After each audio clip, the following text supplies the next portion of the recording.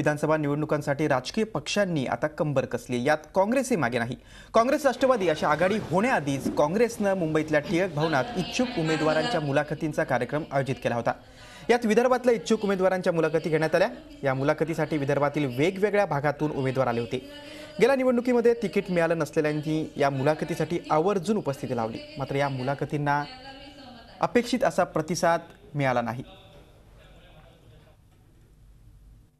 त्यांनी जे सांगितलं का अच्छे दिन, आता लोकांच्या मनामध्ये अच्छे दिनाची जी कल्पना होती ती बुरे दिन दिसून राहिले। त्याच्यामुळे लोकांची पुनर्कल्पना की बा काँग्रेसच बरं आहे, म्हणून यावेळेस काँग्रेसच्या सीटा जास्तीत जास्त संख्येने निवडून येतील आणि इथे सरकार सुद्धा काँग्रेसचं बसणार आहे महाराष्ट्रामध्ये।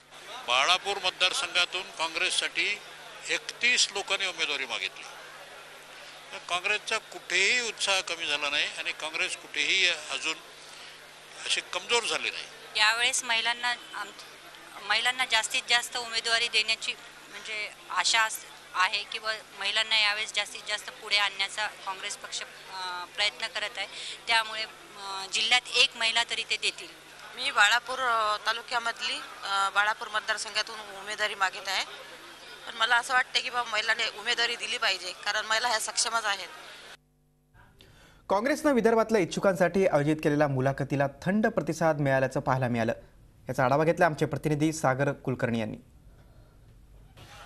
महाराष्ट्रात विधानसभेचे बिगुल वाजण्याच्या पूर्वीच आता निवडणुकीच्या काही पूर्वतयारीला सुरुवात झालेली आहे। काँग्रेस टिळक भवन आपण इथं आहोत। या टिळक भवनमध्ये विदर्भ मधील जे काही काँग्रेसचे इच्छुक उमेदवार आहेत त्यांच्या मुलाखती होत आहेत। विशेष म्हणजे याला 174 उमेदवार महाराष्ट्रात वेगवेगळ्या ठिकाणी असणार आहेत। त्याच्या मुलाखती आता पुढील 3 दिवसांमध्ये वेगवेगळ्या दिवशी होणार आहेत। यासाठीच विदर्भाचा आज दिवस आहे। विदर्भातनं जे काँग्रेसचे इच्छुक उमेदवार आहेत, ज्या ज्या ठिकाणी काँग्रेसची जागा आहे त्या ठिकाणी वेगवेगळे लोक या ठिकाणी आलेले आहेत। विशेष म्हणजे ही गर्दी गेल्या 5 वर्षाच्या तुलनेने मात्र कमी आहे असे जे काही जाणकार आहेत ते सांगतात, कारण की मुळात काँग्रेसच्या विषयी प्रतिकूल वातावरण निर्माण होते की काय याच्यामुळे नेहमीच्या तुलनेने गर्दी कमी आहे। आणि त्यातही सगळ्यात महत्त्वाची गोष्ट म्हणजे मुख्यमंत्री पृथ्वीराज चव्हाण, प्रदेशाध्यक्ष माणिकराव ठाकरे, अशोक चव्हाण, सुशीलकुमार शिंदे हे सगळे नेते उपस्थित आहेत। पण सुशीलकुमार शिंदे हे जरी उपस्थित असले तरी नारायण राणे हे जे प्रचार समितीचे प्रमुख आहेत ते मात्र आज अनुपस्थित आहेत। त्याची कारणं वेगवेगळी दिली जात आहेत, पण कुठे ना कुठेतरी अजून देखील कुठेतरी नाराजी आहे का असाही प्रश्न उपस्थित होतोय।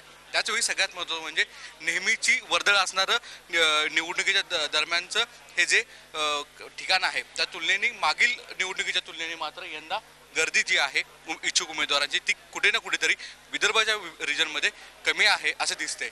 एकूणच वातावरण प्रतिकूल आहे, म्हणून याचे पडसाद आहेत का अशी ही चर्चा इथे रंगतीये।